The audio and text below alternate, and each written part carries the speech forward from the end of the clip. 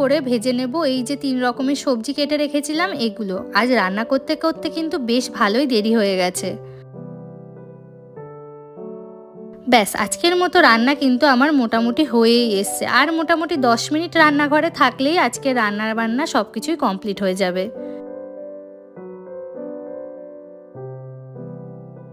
রান্নাবান্না তো সব কমপ্লিট। বাঁধাকপিটা নামানোর আগে কিন্তু আমি একটু ঘি আর গরম মশলাও অ্যাড করে নিয়েছিলাম। আর এখন আপনাদের সাথে শেয়ার করে নিচ্ছি আজকের আমাদের দুপুরের মেনু।